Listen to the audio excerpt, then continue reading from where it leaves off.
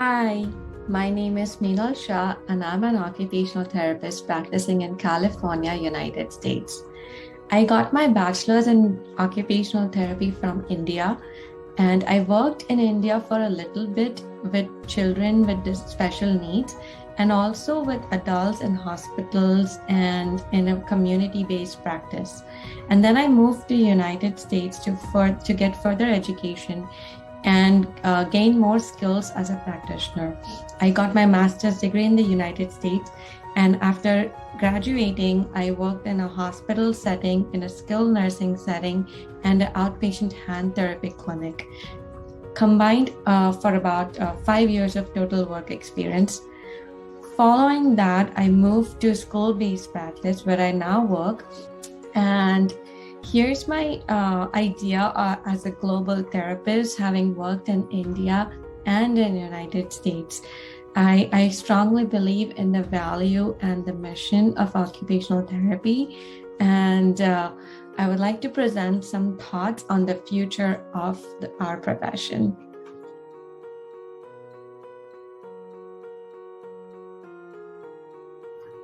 Occupational therapists are qualified to support persons who experience barriers or limitations on a global scale.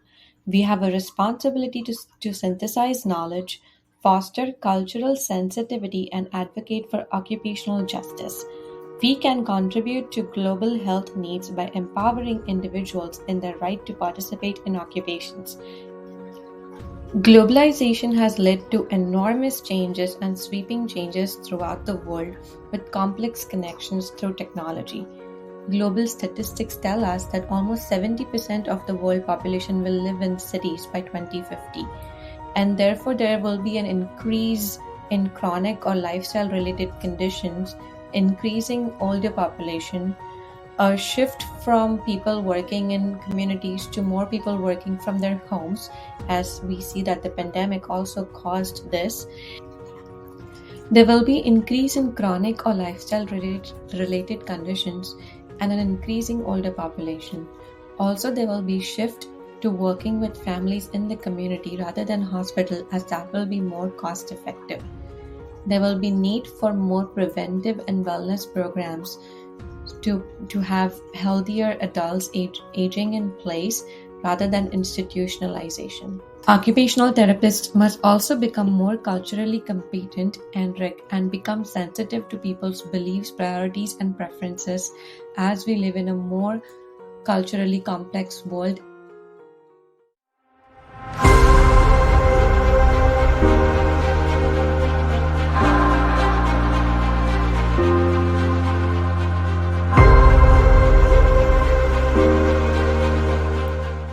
Interprofessional collaboration. First would be collaborating with team members at our workplace. No matter where we work, be it school-based, community-based, hospital setting, home health, or any other type of setting that we work with, it is very essential that we communicate very effectively with all our team members. We not only need to educate them about our role, but we also can provide them with any tips or strategies that we are working on that they can also use in their treatment sessions, as well as use some of their tips that they are using with the client in our sessions so that we maintain that uniformity of treatment throughout.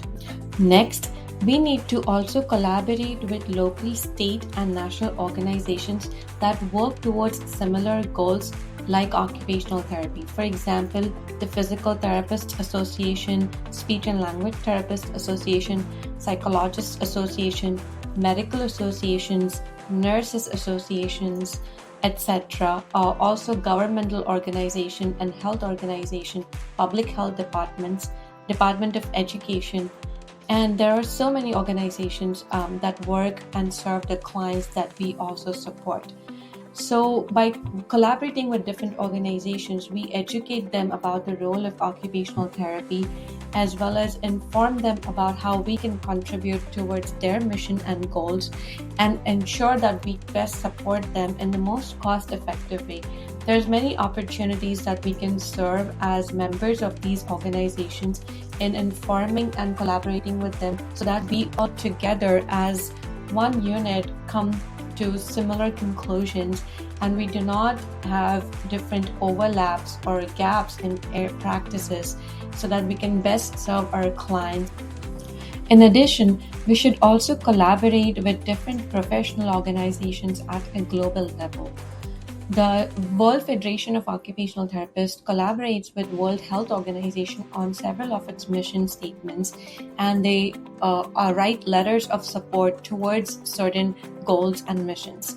Similarly, we can collaborate with the global associations that belong to psychologists, nurses, education, speech language pathologists, physical therapists, and other professions, that we all work towards the same goal in supporting our clients with disabilities, in supporting our clients achieve their maximum potential and reduce barriers in their wherever they are placed. It could be Department of Nutrition, UNICEF, and many other organizations, so that we can make our name known as a profession to other organizations, and become stronger in that way. Intra-professional collaboration. As occupational therapists, we change and grow throughout our career. We may practice in different areas when we start, in the middle of our career, and we may end up in a different path. Throughout our careers, I believe it is very important that we collaborate with each other. There are already programs available through various organizations that offer mentorships that are beneficial to both the mentor and the mentees. And several organizations I've come across, like AOTA, COTAT, state organization, offer these mentorship programs for pre-OT students, OT students, and beginning practitioners. Alongside that, I also believe that when we work in a certain area of practice, we may tend to become too narrow focused in just our own area. For example, I work in school-based. I may only become focused on handwriting or visual motor skills or sensory processing, that I may not be much aware about other areas that some of the other practitioners work in, like rehabilitating cancer patients or patients with severe physical disabilities in their homes, or skilled nursing practitioners, etc. I think that we may lose a focus of an occupation-centered approach, but by keeping up, by communicating continuously with our colleagues from different fields or different areas of practice, it is very beneficial to all of us that we bring our focus back on client-centered, occupation-focused, strength-based, positive, psychology-based approach in working with our clients, and we do not get sidetracked by the institution or the workplace that we work for and follow their goals. And I see this is happening quite a bit currently, where practitioners working in one area get kind of influenced by the administrators in that area, and we often lose our occupation focus. But we need to advocate for ourselves and for our profession and all come together strongly, so that in our own areas of practice we can tell our administrators and inform other people, this is what we do, this is our focus, and this is our philosophy, which is very centered on occupation, and that is our biggest strength. Furthermore, we need to collaborate internationally with different countries and their own occupational therapist associations. The World Federation of Occupational Therapy has over 100 members, and they are doing a really good job of connecting communities across the globe and exchanging information, so that we all stay on the same board and as a profession move towards achieving the similar goals. We need to be a stronger OT community across the globe, and it is increasingly much more important as we move into the new age of globalization. There are countries in the world, in eastern part of the world, where the occupational therapist philosophy and practice area is so much more different. They are so much more controlled by the government, controlled by the medical industry. And whereas in the Western world, it's now beginning to look a lot more holistic, expanding the areas of practice beyond the medical model. So we need to share this information with each other and help therapists in other parts of the world expand and grow, so that in all over the world we can serve those types of communities that we see more need. And if we grow as a profession, that will not only help us get our name out there, but also we will get stronger in marketing ourselves and being much more recognizable as a profession in the world.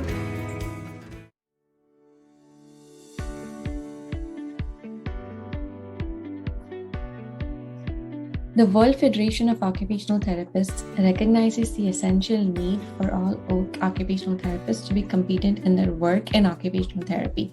Occupational therapists are expected to meet or exceed the competency requirements for the safe and effective practice of occupational therapy throughout their careers.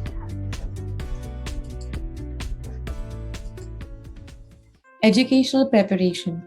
The educational preparation of occupational therapists must meet the minimum standard requirements as recognized by the World Federation of Occupational Therapy in all the countries of the world. It must be relevant to the local health systems, society, and community's context, as well as prevailing health needs and priorities of that particular community. The education system doesn't have to be similar in all the countries. It can be different based on the need of that particular society, culture, and their beliefs. Knowledge of competency frameworks. Occupational therapists must be well versed in different competency frameworks, as they are the very core of practice. WFOT names 6 areas of competencies: the person, environment, and occupation model, therapeutic and professional relationships, the occupational therapy process, professional reasoning and behavior, context of professional practice, and the best use of evidence-based methods in the practice. Contextually relevant practice. It is essential to develop specific context-specific frameworks that are relevant to the local society in the region where occupational therapy is being practiced. For example, the model of human occupation framework is a broad framework that is client-centered. It can be relevant to a person who belongs to the Western philosophy, which is more individual-centered, or someone who is from the Eastern philosophy with a more community-based mindset.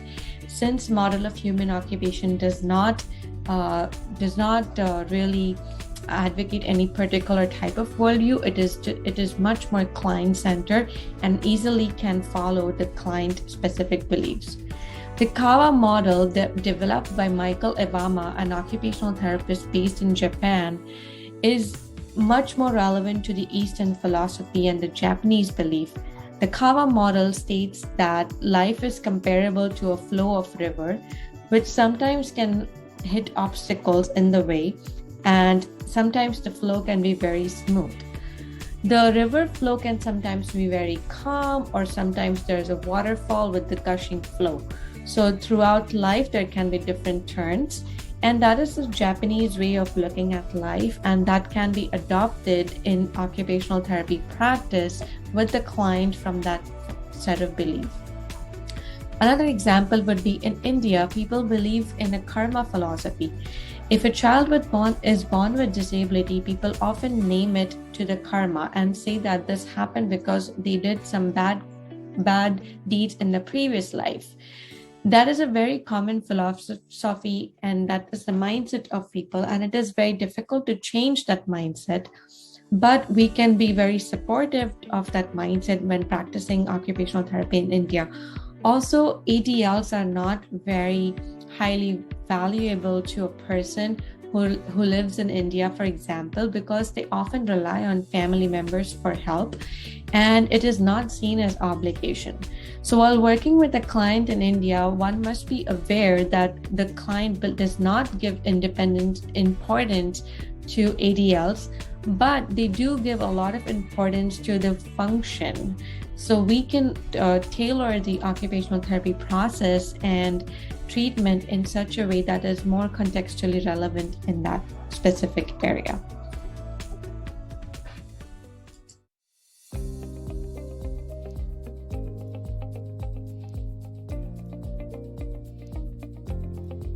As the world is becoming increasingly digitally innovative, it is essential that the profession of occupational therapy also develops and innovates itself to keep up with the times. Using technology for occupational therapy process. We can use different types of technology that are available for assessments and for occupational therapy interventions. For example, in my school-based practice, I use technology for completing my assessments like Bot2, sensory profile.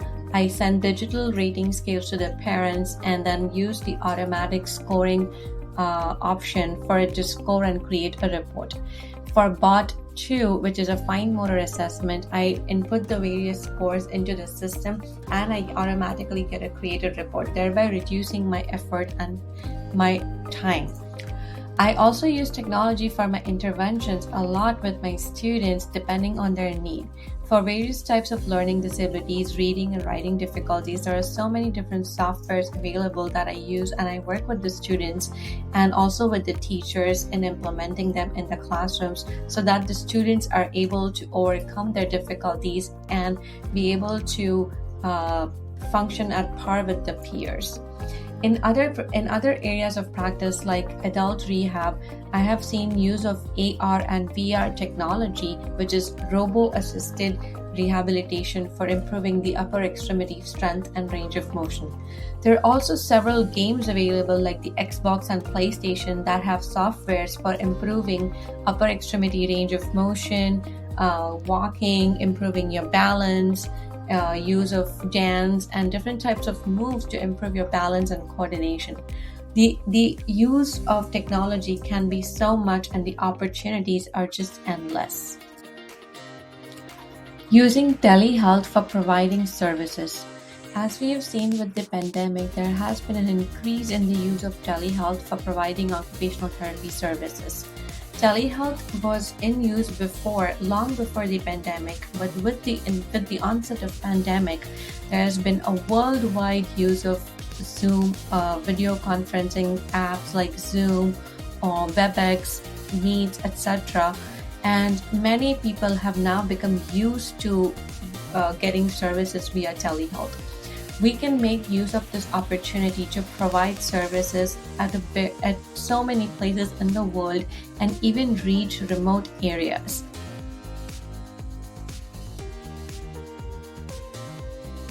And last but not the least, using social media to promote awareness and advocacy. Social media is so influential in today's world, and each and every person is on social media.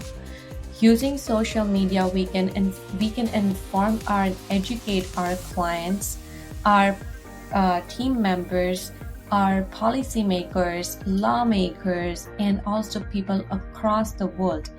We can inform them about our services, how we help them, what OT does, and the opportunities are just endless. So with the use of social media, I have seen so many independent business owners market their business using social media and successfully able to get new clients, promote their business, and also achieve great outcomes for their clients.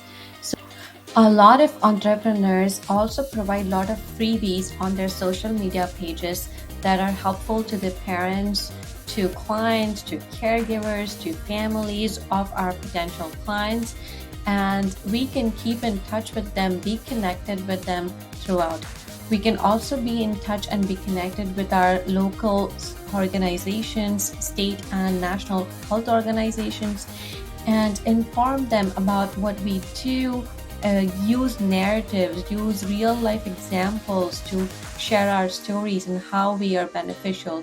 So I believe the impact is much larger, and we can easily reach so many people with using social media to promote our profession.